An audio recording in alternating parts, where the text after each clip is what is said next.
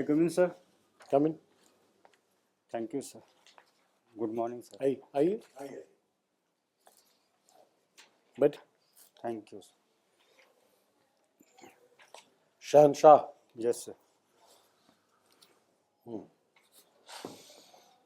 Philosophy आपका graduation किस subject में है? Engineering, sir. Civil engineering.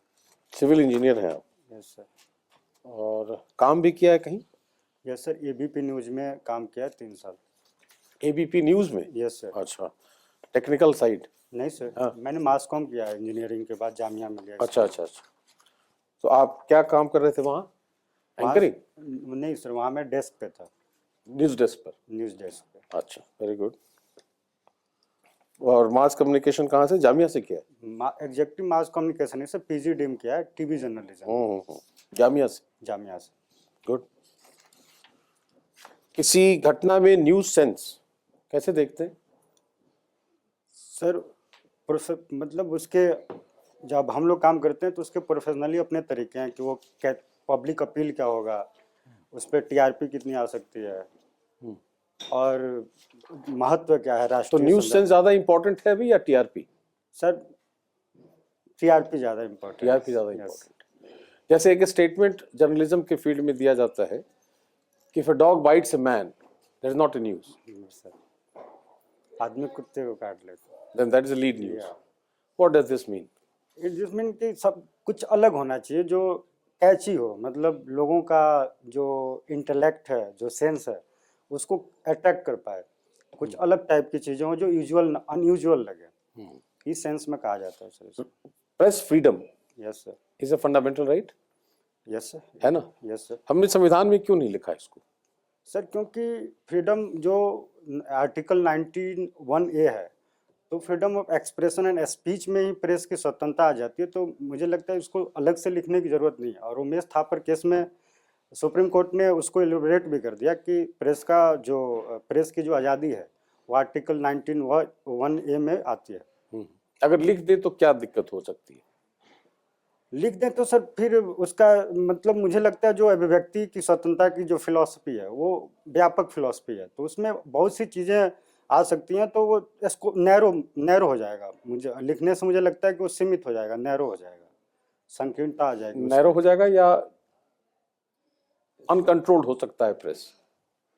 हाँ, ये भी हो सकता है कि अनकंट्रोल हो जाए, लेकिन मेरे समझ से मुझे लगता है वो परिभाषा नैरो हो जाएगी sir, freedom of expression. Sir देखिए ऐसा है शहनशाह साहब, जो आजकल कहते हैं ये जो टीवी न्यूज़ आप देखते हैं तो उसमें न्यूज़ कंटेंट तो बहुत कम होता है. Yes sir. उसमें तो सब अगर आप देखें, और अभी भी आप काम कर रहे हैं एबीपी न्यूज़ में? नहीं सर, मैंने नहीं, अभी छोड़ दिया आपने? Yes sir. क्यों छोड़ दिया? क्योंकि मैं UPSC की तैयारी फुल फ्लेज करना चाहता था. अच्छा, तो ठीक है, then we can come to that. जो वहाँ पर चिल्लाना ज़्यादा होता है यस सर. और न्यूज़ के बारे में तो कुछ खास नहीं बोलते हैं. वो अपने चाहे एंकर डिसाइड कर लें या उनकी जो पॉलिसी हो, उस चैनल की पॉलिसी वो डिसाइड कर लें, और वो इसी के ऊपर उनकी TRP बढ़ती है. आपने कहा TRP yes sir, important. Is the end all and be all. Yes sir. तो is this a right policy to go? Sir मुझे ऐसा लगता है कि ये सही तो नहीं है, लेकिन ये टीवी की जो भाषा है उसकी आक्रामकता बढ़ी है, ये सुप्रीम कोर्ट ने भी कहा है अपने गाइडलाइंस में, दिशा निर्देशों में. तो मुझे लगता है सर इसके पीछे 2-3 कारण हैं. और पहला कारण ये है कि सर जो मीडिया में ह्यूमन रिसोर्स की क्वालिटी है वो उतनी अच्छी नहीं है. जिस टाइप का इंटेलेक्ट मांग करता है पत्रकारिता, उसकी कमी है मीडिया में. दूसरा, जॉब सिक्योरिटी नहीं है. और तीसरा यह है कि मजीठिया आयोग जो पेमेंट सिस्टम आया वो भी बहुत सही तरीके से मीडिया में लागू नहीं है. देखिए अच्छा इंटेलेक्ट क्यों नहीं है, क्योंकि आपके जो एंकर्स हैं और भी जो लोग हैं उनको पैसा तो बहुत मिलता है, तो the best intellect should go there. मतलब ये जिस एग्जाम के लिए आप आ रहे हैं उसमें अब पता नहीं आपको जाते हुए ही 1,00,000-1.5 लाख मिलेगा, जितना भी मिलेगा आपकी सैलरी वगैरह जितनी बनती है, पर वहाँ पर अगर आप मीडिया में चले जाते हैं और आप थोड़ा बहुत अच्छा काम कर लेते हैं, वहाँ तो sky is the limit. Sir पहले तो सबसे पहली बात कि सर जो मीडिया में पेमेंट गैप है, जो इनकम सैलरी गैप है, वो बहुत ज़्यादा है. और ये इसलिए भी हुआ सर, जो आप कह रहे हैं कि तुरंत आप इतना कमा सकते हैं. मीडिया में ग्लैमर की एंट्री हुई.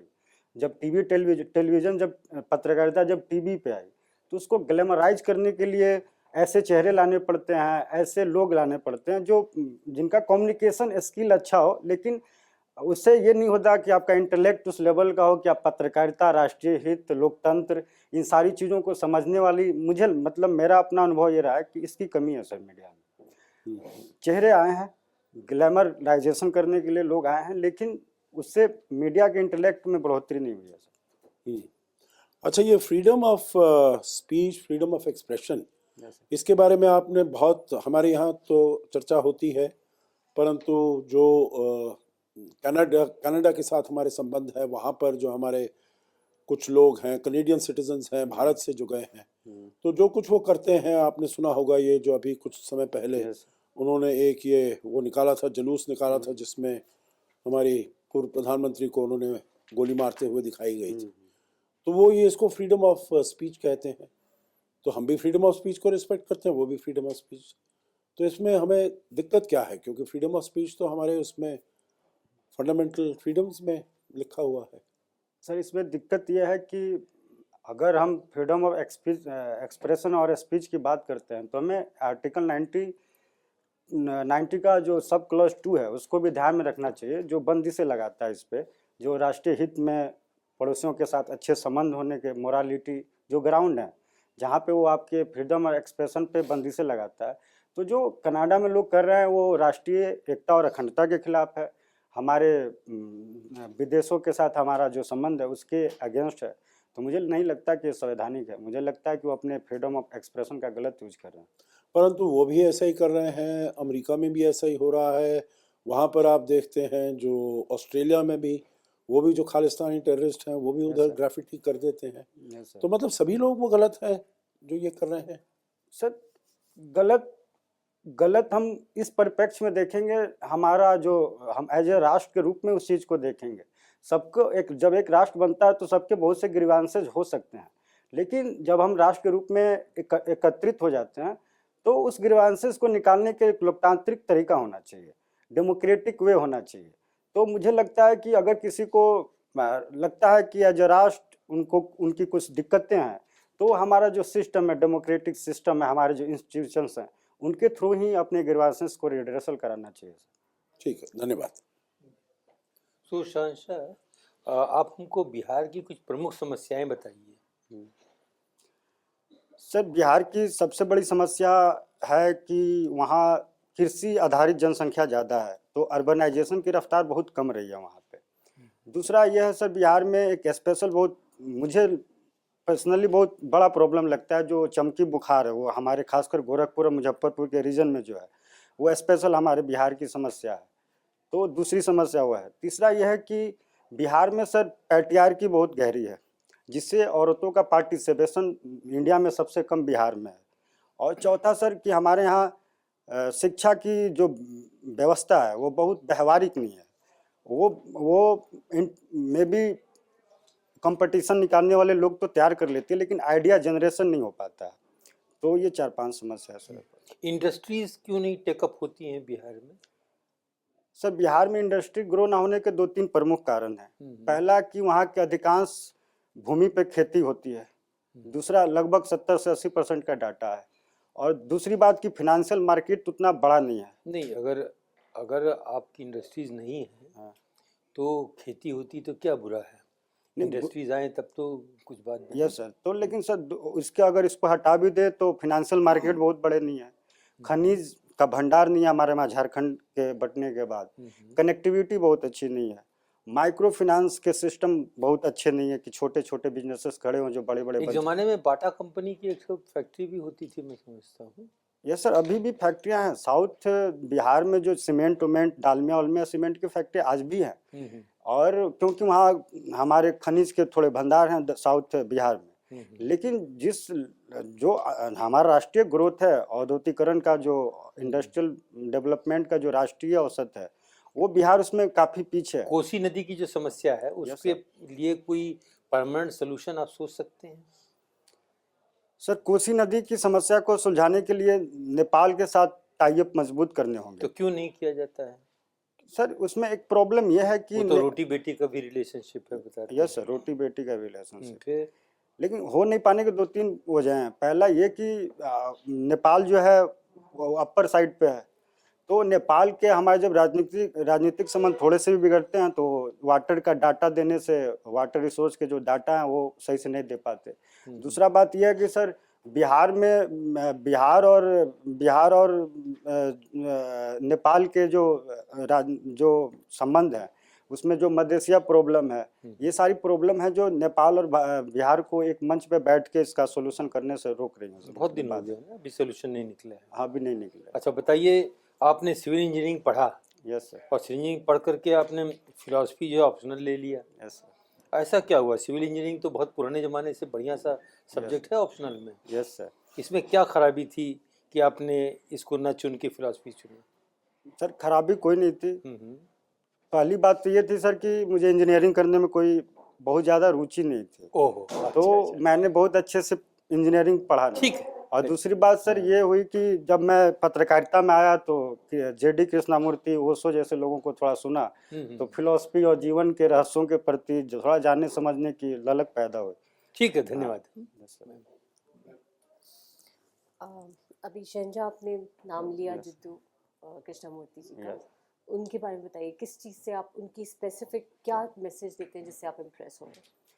मैं उनसे इसलिए ज़्यादा मुतासिर हूँ क्योंकि वो जो गुरु शिष्य वाली परंपरा थी भारत के स्पेशलिटी में, उसको तोड़ के वो खुद, मतलब आप कैसे साइकोलॉजिकली एनालाइज कर सकते हैं अपनी ज़िंदगी को, कैसे अपने आप को, मतलब जैसे उनका एक विचार मुझे बहुत अच्छा लगता है, जो थॉटलेस माइंड, कि कैसे सारे विचारों को रोका जा सकता है और आप खुद कर सकते हैं। उसके लिए किसी गुरु की ज़रूरत नहीं है, किसी धर्म की ज़रूरत नहीं है, किसी दूसरे मंत्र, मतलब किसी और साइड की ज़रूरत नहीं है। वो आप अंदर आप सेल्फ इन्वेस्टिगेट कर सकते हो, सेल्फ असेसमेंट की जो उनकी पद्धति है, तो इसलिए मुझे बहुत प्रभावी लगते हैं।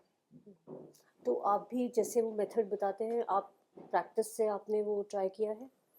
ऐसा रिलीजियस, मतलब बहुत रिलीजियसली तो नहीं ट्राई किया, लेकिन हाँ वो कहीं ना कहीं मेरे जीवन शैली में असर तो डालते हैं और कहीं ना कहीं वो मेरे को नई चीज़ें सोचने पे मजबूर करते हैं और मैं ट्राई करता रहता हूँ। जर्नलिज्म में एथिक्स का क्या रोल है? मैम जर्नलिज्म में एथिक्स का बहुत बड़ा रोल है, क्योंकि जब तक जर्नलिज्म का एथिक्स अगर आप फॉलो नहीं करते हैं तो जो मीडिया है वो जनहित मीडिया नहीं बन पाएगी और वो राष्ट्रीय हित की भी बात नहीं कर पाएगी। तो मुझे लगता है एथिक्स का जितना महत्व प्रशासन में है, सरकार में है, उससे उतना ही महत्व मैं मीडिया का, एथिक्स का मीडिया में भी। अभी जर्नलिज्म में जो कंपटीशन आ रहा है ब्लॉग के, पॉडकास्ट के तरह से, तो आप इसके बारे में आपका विजन क्या है? फ्यूचर क्या होगा? क्या ये सही इंटरवेंशन हो रहा है? आपको क्या लगता है कि ये सही तरह से ये चीज़ें आ रही है तो उसका फॉर्म चेंज होगा, ट्रांजिशन होगा, किस तरह से ट्रांजिशन होगा? मैम मुझे ये सकारात्मक लगता है क्योंकि इससे स्पेस बड़ा होगा और जो फ्रीडम, जो फ्री प्रेस की संकल्पना है वो और मजबूत होगी और नए नए क्रिएटिव काम करने के मौके मिलेंगे। तो ये तो इंडिविजुअल बेस हो गया ना, ये इंडिविजुअल पॉडकास्ट हो गए। या तो इसमें जो आइडेंटिटी है जर्नलिज्म की और मीडिया की, वो तो खो रही है ना? मुझे लगता है मैम अगर हम मीडिया को एज ए ऑर्गेनाइजेशन देखना शुरू करते हैं, वहीं से मीडिया का कॉर्पोरेटाइजेशन शुरू हो जाता है और ये सारे प्रॉब्लम्स जो आज हैं वो इसीलिए फिर धीरे धीरे उसके पीछे पीछे आते हैं। तो मुझे लगता है कि मीडिया अगर इंडिविजुअलिस्टिक हो, अगर किसी आदमी को अगर अपना उसको फिनेंशियल अपना पूरा कर पा रहा है और साथ साथ अपना काम कर पा रहा है, तो ये बहुत क्रांतिकारी होने वाला है पत्रकारिता के क्षेत्र में। और उसके साथ ये भी है कि उसके साथ चैलेंजेस भी अलाइंड हैं। जैसे अभी भारत सरकार ने 12-13 यूट्यूब चैनलों को जो बैन किया, जो पाकिस्तान में बैठ के इंडिया के खिलाफ प्रोपेगेंडा कर रहे थे, ये सारे चैलेंजेस तो हैं, लेकिन अगर इसको कंट्रोल और रेगुलेशन के फ़र्क को समझ के बढ़िया से रेगुलेट किया जाए तो ये मुझे लगता है कि पत्रकारिता के स्पेस को बड़ा करेंगे, नए नई आवाज़ें आएंगी और हमारा डेमोक्रेसी जो और डेलिबरेटिव डेमोक्रेसी की ओर बढ़ेगा। मैं एक तरफ तो मीडिया है जिस पे प्रेशर आ रहा है गवर्नमेंट का, और दूसरी तरफ इंडिविजुअली एम्पावर हो रहे हैं पॉडकास्ट के थ्रू।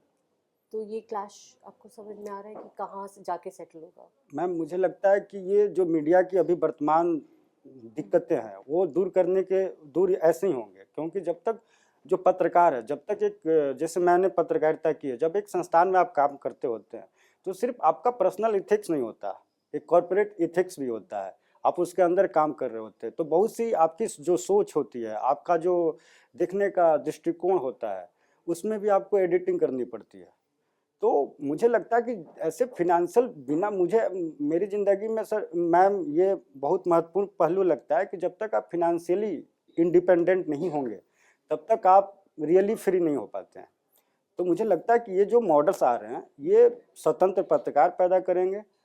अगर इनके चैलेंजेज जो चैलेंजेज आ रहे हैं उनको अच्छे से टैकल कर लिया जाए तो ये सस्टेनेबल हो जाए। सस्टेनेबल हो जाए।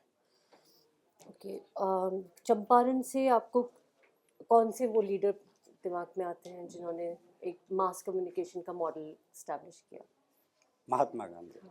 आप क्या बोलेंगे, वो मास कम्युनिकेशन के मॉडल कैसे बने without any media, any journalism, anything? जी मैम, जो बिहार में जब वो गए तो बिना मास कॉम के, बिना मतलब किसी साधन के, उन्होंने महीनों में 10,000 लोगों की जन सुनवाई की। तो उसके पीछे जो महात्मा गांधी का मुझे जो दर्शन लगता है मैम, और चंपारण की सबसे बड़ी खूबी ये भी रही कि ना वहाँ पे कोई जुलूस निकला, ना नारा लगा, फिर भी जो उनकी मांगे थी लगभग पूरी की गई। तो इसके पीछे गांधी का जो दर्शन है वो दर्शन ये कि उन्होंने पर्सनली मास कॉम से किसी को उकसाना या किसी को अच्छे कॉज के लिए भी प्रेरित करना, लेकिन गांधी ने वो काम नहीं किया। गांधी ने स्वावलंबन पे जोर दिया। जब वो किसानों के पास गए तो किसानों ने पूछा करना क्या है, तो उन्होंने कहा कुछ नहीं करना, तुम्हें जो समझ में आता है बोलना सीखो। तो मुझे लगता है कि जब आप मतलब खुद बहुत बड़ा नेता नहीं बनना चाहते, लोगों के सवाल को, जन सवाल को ही लेके आगे बढ़ते हैं, तो कम्युनिकेशन के मीडियम बहुत मायने नहीं रखते। इस मूवमेंट का नाम क्या था? चंपारण सत्याग्रह। सत्याग्रह का एग्जैक्ट डेफिनेशन क्या है? सत्य के लिए आग्रह करना सत्याग्रह में। तो इसका ड्राइविंग फोर्स क्या है? सत्याग्रह का ड्राइविंग फोर्स मैम मुझे लगता है कि सत्य, अहिंसा। कौन सत्य के लिए आग्रह कर सकता है? ये फिलोसफिकल क्वेश्चन है, आपके पास फिलोसफी रही है। हाँ जी मैम। हाँ। सत्य के लिए आग्रह वही कर सकता है जो दुश्मनों को प्रतिकार की नज़र से ना देखे, प्रतिशोध की भावना न हो। सत्य के लिए आग्रह का मतलब ये होता है कि आप अपने कॉज को सामने रखें, लेकिन किसी का प्रतिरोध या किसी को खत्म करने की दृष्टि से ना किया जाए। तो मुझे लगता है कि मैम सत्याग्रह आपने पढ़ा है satyagraha as a philosophy concept? As a philosophy मेरे सिलेबस में तो नहीं है, लेकिन मैं गांधी में इंटरेस्टेड हूँ, तो मैंने मैम पढ़ा है। अभी मैं बहुत अच्छे से उसको व्याख्या नहीं कर पा रहा हूँ, लेकिन मैंने पढ़ा है इसमें। Okay, thank you. कि साहब, शाहानुशाही शाह आलम अस दिल्ली तापालम, किसकी बात कर रहा हूँ, किस समय की बात कर रहा हूँ? मैं सर मुझे एग्जैक्ट याद नहीं है किसकी बात कर रहे हैं, लेकिन शायद ये जो ये मैनुद्दीन जो यहाँ पे सॉरी सर, मतलब एक सूफी औलिया थे। निजामुद्दीन औलिया। हाँ, निजामुद्दीन। मैंने और तो इसमें हाँ नाम बोल दिया, शाहानुशाही हाँ शाह आलम शाह आलम। अस दिल्ली तापालम। हाँ तो दिल्ली क्या दूर, मतलब है इसका? नहीं, दिल्ली दूरस्ती उसका हाँ नहीं है। Sorry sir. Shah Alam later Mughal Aurangzeb के काफी बाद के शासक थे। टाइटल तो शहंशाह रखा था, लेकिन उनकी जो रूल थी वो एक्सटेंड होती थी दिल्ली से पालम तक। दिल्ली से पालम ये था, सिमट गया था जो हाँ, मैं सुना। हाँ। अच्छा, आप चंपारण की बात कर रहे थे, गांधी की बात कर रहे थे। 2023-24 में हम लोग बैठे हुए हैं। 1923 में, 1922-23 में स्वराज पार्टी नाम की एक पार्टी बनी भारत में। और आज बिहार में जन सुराज आंदोलन चल रहा है। प्रशांत किशोर को फॉलो करते हैं? फॉलो नहीं करते, जानता हूँ, फिर भी जानते हैं उनको। क्या फर्क है दोनों में, या क्या समानताएं हैं? फर्क तो सबसे बड़ा संदर्भ का है सर। वो राष्ट्रीय आंदोलन की लड़ाई थी।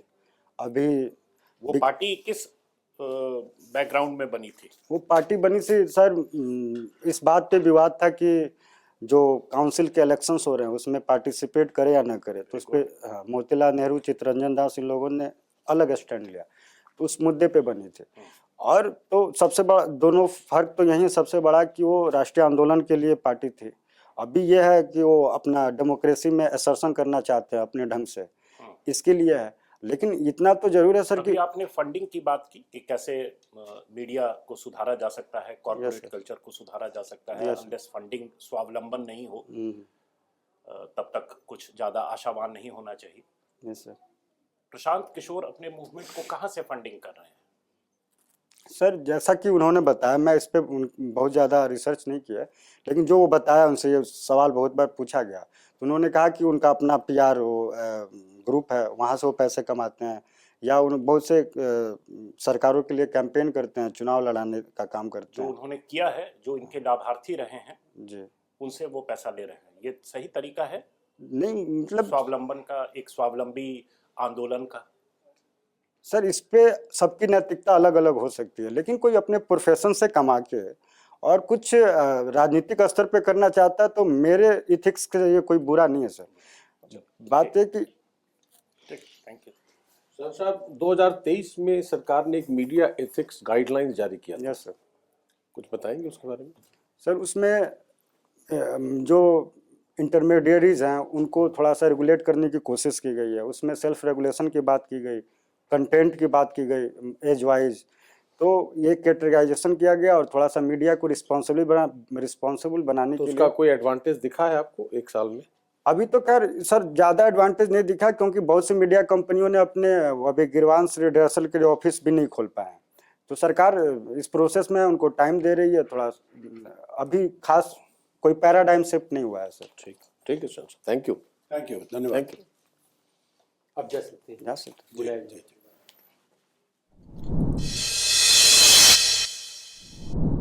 मैं कहूँ सर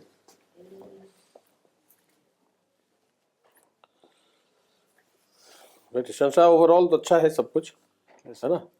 कुछ चीज़ें हैं जिस पर ध्यान रखना है, तो मैंने भी और बाकी लोगों ने ऑब्जर्व किया है कि आंसर देने के पहले थोड़ा सा पॉज लेने की जरूरत है। ऐसा लग रहा है कि यू आर इन हरी, हरी, वो पत्रकारिता वाला है ना? तो वो एक तो रीज़न ये भी हो सकता है कि अगर कंफर्ट जोन में क्वेश्चन है हाँ तो उसके चलते भी तो थोड़ा सा पॉज लेने की जरूरत है, ओके सर। और आंसर को थोड़ा और प्रिसाइज करने की जरूरत है। प्रिसाइज, बस प्रिसाइज इन द सेंस, क्योंकि मुझे मतलब पॉइंट वाइज बोल रहे हैं पॉइंट वाइज बोले तो ज़्यादा अच्छा है, कि पहला पॉइंट ये, दूसरा पॉइंट। उस तरीके से बोले तो ज़्यादा अच्छा है। बाकी ऐसे स्टैंड ठीक है आपका ओवरऑल, और पोटेंशियल तो है ही, इसमें कोई शक नहीं, बाकी तो ठीक सर एक चीज मुझे पूछनी है, सर मीडिया में क्या स्टैंड लेना चाहिए? जैसे मुझे जो लगता है मैं बोल देता है। हूँ। ठीक है, ऐसा कोई गलत बात तो नहीं कही है, ठीक ओके है। मीडिया एज एन इंस्टीट्यूशन, उस पर उंगली नहीं उठनी चाहिए, नहीं उठनी चाहिए। As an institution. Yes sir. बाकी इंडिविजुअल अगर कोई चैनल है, कोई न्यूज़पेपर है, कोई पीरियोडिकल है, तो वो बात अलग। कोई जर्नलिस्ट है जो जिस पर करप्शन का चार्जेस लगा है, वो अलग की बात है, लेकिन मीडिया संस्था के तौर पर, जिसको हम फोर्थ पिलर कह सकते हैं, उस पर उंगली नहीं उठनी चाहिए, बस इतना ध्यान रखना। थोड़ा एक्सप्रेशन में थोड़ा सा एहतियात बरतिए। जैसे आपने कई बार बोला सीमेंट उमेंट, डालमिया उलमिया, ठीक है, तो ये नहीं चलेगा। ये फॉर्मल सेटिंग में इंटरव्यू होता है, और एक फ्यूचर ब्यूरोक्रेट से तो बिल्कुल अपेक्षित है कि वो इस तरह का एक्सप्रेशन नहीं करे। थोड़ा मुझे ये भी लगा कि भीतर का जो रॉ इमोशन है वो भी परिलक्षित हो जा रहा है आपके वार्तालाप में, तो वो थोड़ा सा उसको टोन डाउन कीजिए, ठीक है। ये केवल एक व्यक्ति के तौर पर बिल्कुल आप स्वतंत्र हैं, आप जैसे सोचिए, लेकिन इस पर्टिकुलर इंटरव्यू के लिए आपसे अपेक्षित होगा कि आप इमोशन को बहुत ज़्यादा अपने कंडक्ट में या एक्सप्रेशन में सामने नहीं आने दीजिए, ठीक है। वो आ रहा था, जैसे सर आपका जो चॉइस है, आपका जो लाइक्स डिसलाइक्स जो है, बायस जिसको कहते हैं, वो दिख रहा था कहीं ना जैसे मतलब कई आंसर्स में ये चीज़ लग रहा था। तो आपको टाइट लिप्ड होना है। मैं हो सकता है आपसे सहमति रखूं मैं व्यक्तिगत तौर पर, लेकिन इस पर्टिकुलर मोमेंट के लिए आप उसको थोड़ा टोन डाउन कीजिए, वो कम से कम दिखना चाहिए। उसका सबसे अच्छा तरीका है कि आंसर को कंसाइज कर लें ना और प्रेसिजन लाते हैं उसमें, वो स्कोप वो हमेशा के लिए खत्म हो जाएगा। सर ठीक सजेशंस? नहीं, जो कह दिया बस ठीक है, ओवरऑल ठीक है। Overall- कब है इंटरव्यू? सर 1 फरवरी को। ठीक है, चलो all all the the best. Best. Thank you sir.